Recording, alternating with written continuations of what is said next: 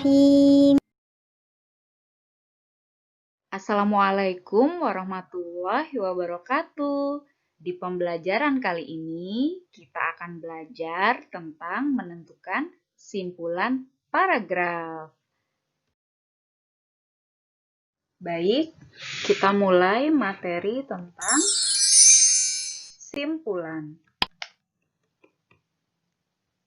Apa itu simpulan? Lalu, bagaimana cara mencari simpulan pada suatu paragraf? Kita lanjut.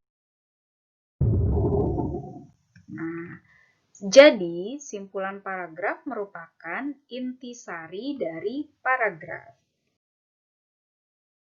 Selanjutnya, cara menyimpulkan paragraf ada 4. Yang pertama, langsung mengambil kalimat simpulan dalam paragraf. Yang kedua, menggabungkan kalimat utama dan kalimat simpulan. Yang ketiga, mencari sebab akibat. Yang keempat, jawaban dari ide pokok. Nah, sampai sini masih bingung, Kak? Oke, kalau masih bingung, kita lanjut ya, Kak. Cara yang pertama yaitu langsung mengambil kalimat simpulan dari paragraf. Nah, kalian masih ingat nggak? Ciri dari kalimat simpulan itu apa saja? Iya, cirinya ada kata jadi. Dengan demikian, oleh sebab itu, oleh karena itu, maka dari itu, dan lain-lain. Lanjut, di sini Ustazah sudah memberikan contoh soal. Kita baca ya Kak, contoh soalnya. Salah satu jenis coklat adalah kompon coklat. Coklat ini memiliki rasa manis dan harganya juga cukup murah. Selain itu, proses pembuatannya juga termasuk mudah. Jadi, tak heran kalau kompon coklat termasuk coklat yang sering dan banyak dikonsumsi. Nah, di kalimat terakhir ada kata simpulan. Nah, dari sini kalian sudah bisa menentukan simpulannya yang mana. Nah, jadi dalam paragraf ini simpulannya adalah kompon coklat termasuk coklat yang sering dan banyak dikonsumsi sesuai dengan kalimat terakhir pada paragraf. Oke, kita lanjut.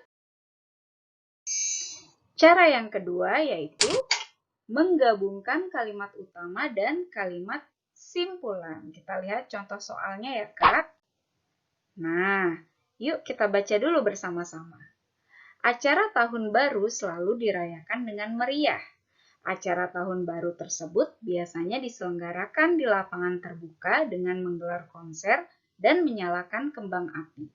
Banyak orang-orang yang datang ke lapangan untuk merayakan tahun baru bersama. Namun, kemeriahan tahun baru tersebut tidak diimbangi dengan kesadaran para pengunjung untuk menjaga kebersihan lapangan. Akibatnya, banyak sampah yang tertinggal setelah perayaan tahun baru tersebut. Nah, oke. Ini merupakan paragraf deduktif yang kalimat utamanya ada di awal paragraf.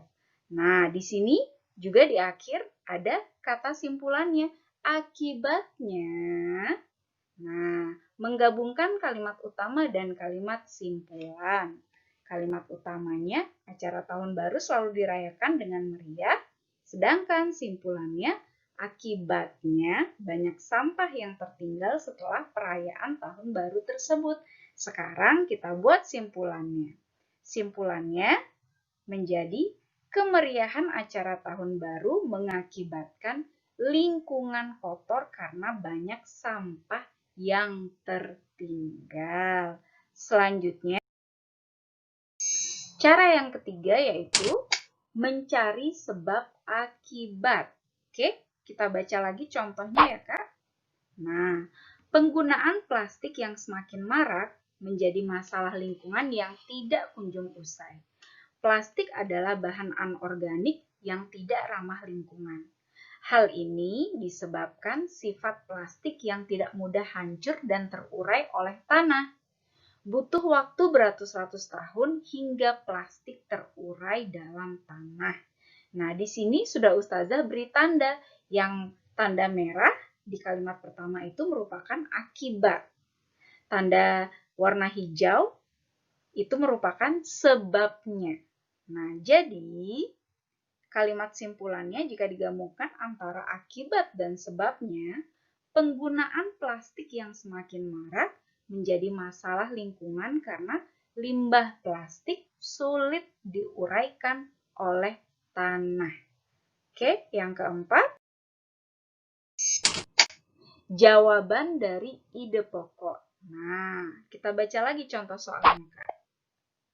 Pencemaran akan semakin berbahaya jika sudah ada di dalam tubuh kita, seperti di dalam darah atau rambut.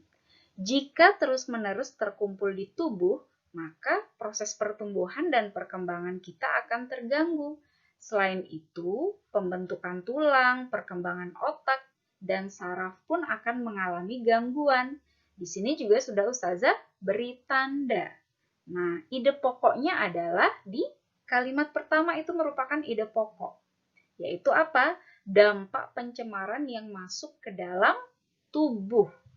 Selanjutnya, kita buat pertanyaan dari ide pokok tersebut.